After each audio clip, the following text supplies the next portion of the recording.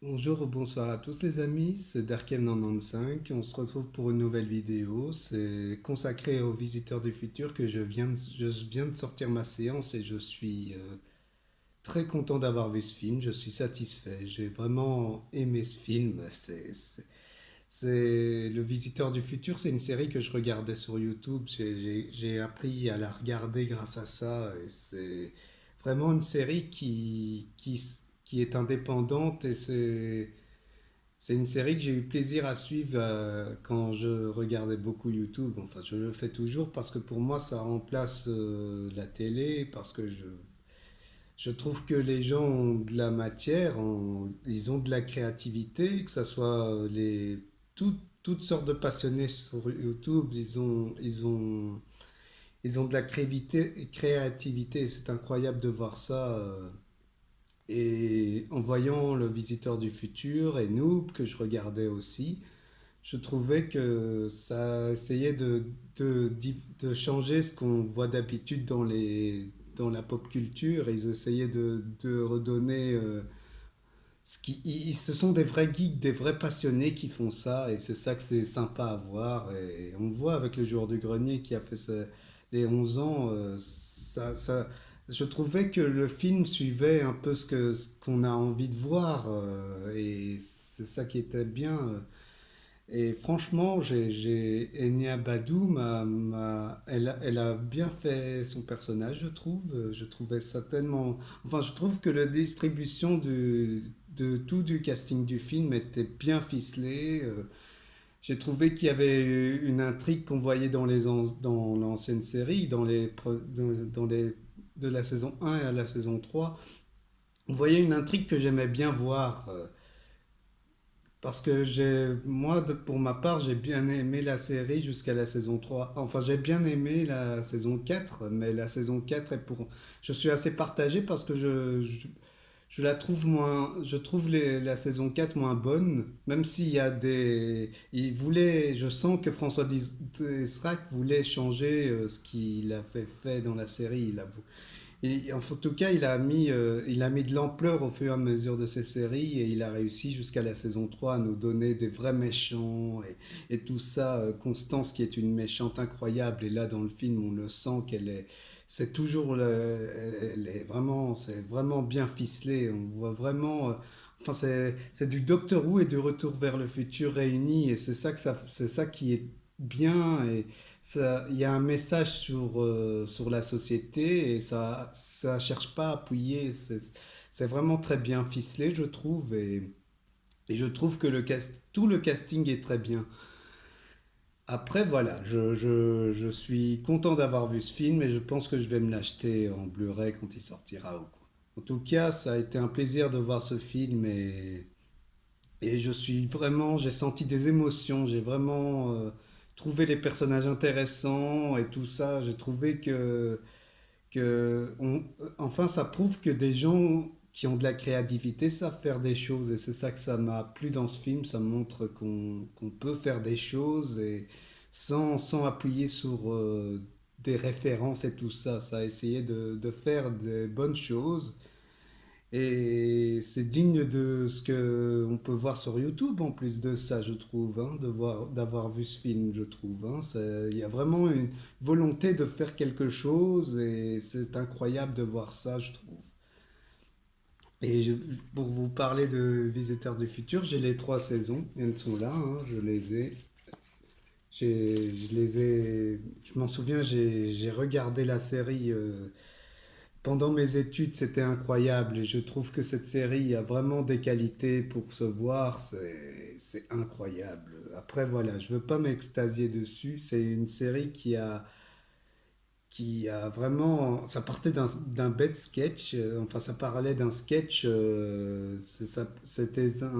c'était juste une blague au départ et ils ont fini par exploiter le filon avec les autres au fur et à mesure des séries et c'est ça qui est intéressant à voir, je trouve. Après, voilà, après, je n'ai pas continué de lire ce qu'il y avait à côté, la meute et tout ça. Je n'ai pas lu ça. Mais je me suis contenté de la série et Je n'ai vu que les, j'ai vu toutes les saisons. J'ai vu toutes les saisons et c'était incroyable à voir, je trouve. Moi, la saison 3 m'a gâté jusqu'à la saison 3 en fait.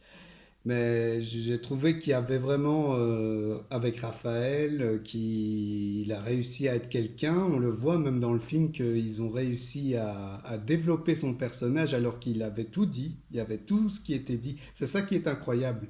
Je trouvais qu'ils ont réussi à développer les personnages, tout en ne faisant pas trop, et c'est incroyable. Je trouve qu'il y a un travail remarquable sur ce film, et je peux que vous conseiller d'aller voir ça. Si vous voulez voir un bon blockbuster qui n'en fait pas des caisses ou quoi, allez voir ça, c'est vraiment incroyable. Vraiment, je vous le conseille vraiment, parce qu'on sent qu'il y a de la volonté. Arnaud Ducré fait le taf. De ce que j'ai vu, j'avais vu euh, euh, euh, au choix là avec Alexandra Lamy que j'ai pas été emballé de. Mais là, on voit qu'il il jouait bien. Je dis pas le contraire, mais c'était pas foufou comme film. Et là, dans Le Visiteur du Futur, il se lâche plus, je trouve. Il y a de l'émotion, il y a de l'envie de faire quelque chose, il y a une envie de sans être grandiose, et c'est vraiment intéressant à voir, je trouve.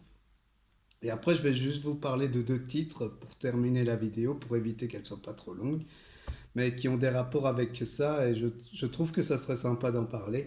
De Visitor, qui justement, ça parle aussi du voyage dans le temps, et que c'est intéressant à voir, et tout ça. C'est chez Valiant, et c'est une série que je vous conseille. C'est un titre que je vous conseille de regarder, de lire, parce que c'est vraiment intéressant. Et là, j'ai été surpris par ce comics parce que ça a réussi à se détacher de ce qu'on connaît de Valiant, et ça essaye de créer un nouveau personnage intéressant. Et franchement, j'ai bien aimé ça. J'ai dit mon avis sur Instagram, si vous voulez la voir, hein. Mais j'ai bien aimé ce titre, chez Valiant, et avec le thème, ça correspond bien de ce que François Descraques fait avec, le voyage dans le temps. C'est ça que je vous conseille de lire, parce que ça prend, on sent qu'il y a ses pattes, dessus. Je sais que ça pourrait rien avoir dedans, mais on voit il essaye de bien faire ça, et c'est vraiment très bien. C'est un côté espionnage et science-fiction intéressant à voir, et là aussi ça parle de la société.